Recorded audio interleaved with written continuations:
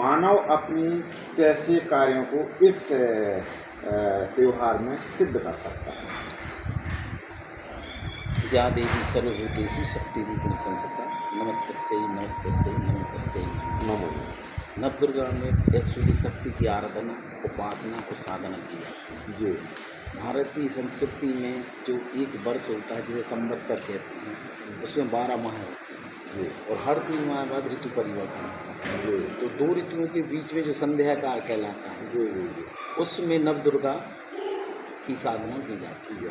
तो इसमें 4 नवदुर्गा होती हैं। 2 नवदुर्गा गुप्त नवदुर्गा कहलाती हैं और 2 नवदुर्गा इनको सभी लोग मान सकते हैं। जी जी उन नवदुर्गा में, गुप्त नवदुर्गा में 10 महाविद्याओं की आराधना की जाती है और जी चैत और कुंवार की नवदुर्गा में नवदेवी की आराधना की जाती है। जी जी ये नवदुर्गा में मेन जो होता है जी आपका जो स्थूल शरीर है और सूक्ष्म शरीर और कारण शरीर।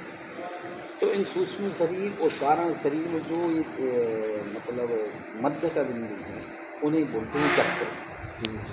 ये चक्र 7 चक्र होते हैं जो आपके शरीर में स्थित माने जाते हैं, ऊर्जा के केंद्र। और 2 चक्र आपके शरीर के अतीत होते हैं, जिन्हें आनंद परमानंद कहते हैं या परमात्मा के चक्र कहते हैं। तो इस प्रकार इन 7 चक्रों का जो आराधना जो है, उनके यहाँ 7 की पूजा होती है। षष्ठी की जो 8 चक्रों की आराधना करते हैं वहाँ अष्टमी की पूजा होती है। जो 9 चक्रों की साधना करते हैं वहाँ नवमी की पूजा होती है। तो इनमें सिद्धियों के लिए जो आत्म पर डिपेंड है कि आप किस प्रकार की शक्ति है। जो दुर्गा सप्तशती है उसमें आप कर्म, ज्ञान और भक्ति तीनों प्रकार की शक्तियाँ प्राप्त कर सकते हैं। और आप उनके लिए अलग अलग मंत्र दिए गए हैं, अलग अलग उसमें तंत्र साधना भी होती है। ये भी 2 प्रकार की होती है। एक होती है सात्विक मंत्र साधना और दूसरी होती है तांत्रिक, जिसको तामसी साधना कहते हैं।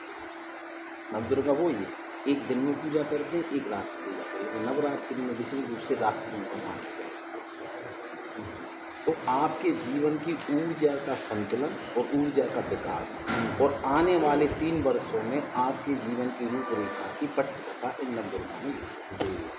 तो आज के इस आध्यात्मिक चर्चा में सीधा सा बहुत मनुष्य की जो लाभ है, एक तो जो ऋतु परिवर्तन होता है, जो संधि काल होता है, उससे मनुष्य अपने शरीर को एडजस्ट कर लेता है और शक्ति की उपासना की जाती है।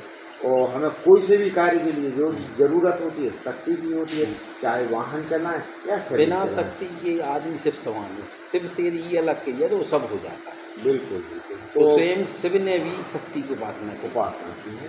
तो बिल्कुल शक्ति की उपासना करें। हमारे साथ में है द्रौपदी जी, आपका भी बहुत बहुत सहयोग। माता रानी आपकी ऊपर भी शक्ति पर कृपा। धन्यवाद। बताओ, तुम्हारी बना दें।